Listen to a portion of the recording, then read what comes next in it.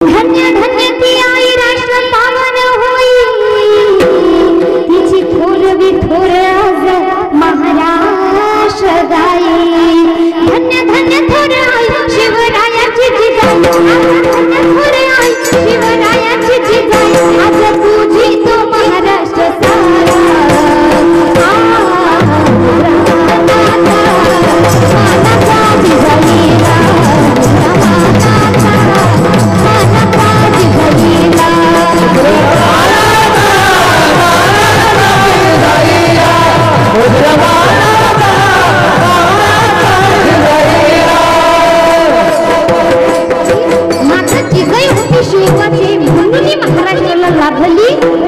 शिवशाही कारण धन्य धन्य थोराई शिवरायाची जिजाई, आज पूजी तो महाराष्ट्र सारा मुजरा मानाचा मानाचा या जिजाईला। म्हणून म्हणतात की आपले लेकरं जे घडतात हे सहजासहजी नाही, आपण त्यांना कशा प्रकारचे संस्कार देतो याच्यावर डिपेंड आहे। मला अशी गोष्ट आहे बघा, एक ट्रेनमध्ये बरेचसे लेकरांना घेऊन आई वडील प्रवास करत होते, तर त्यामध्ये सर्वजण एका व्यक्तीकडे लक्ष देत होते। एक जी महिला होती ती आपल्या मुलीला घेऊन बसली होती आणि तिची मुलगी पुस्तक वाचत होती। सगळे मायबाप सगळे वडील आणि जे माता पिता होते सगळे मिळून त्या आईकडे गेले आणि म्हणाले की तुमचं लेकरू तुमचं ऐकच एकच काय, आम्ही आमच्या लेकरांना पूर्णतः त्यांना रट्टे देऊ सांगू पण त्यांनी मोबाईल कधीच सोडत नाहीत, उलट आमचं ऐकतही नाहीत। पण तुमची मुलगी आहे की आमचे सगळे लेकरं एवढे धिंगाणे करायले, सगळे लेकरं मोबाईल पाहिले आणि तुमची मुलगी पुस्तक वाचत आहे, मला यामध्ये फार आश्चर्य वाटलं। तेव्हा त्या महिलेनं उत्तर दिलं, ते फार महत्वाचं आहे, लक्षात घ्या। त्या महिलेनं उत्तर दिलं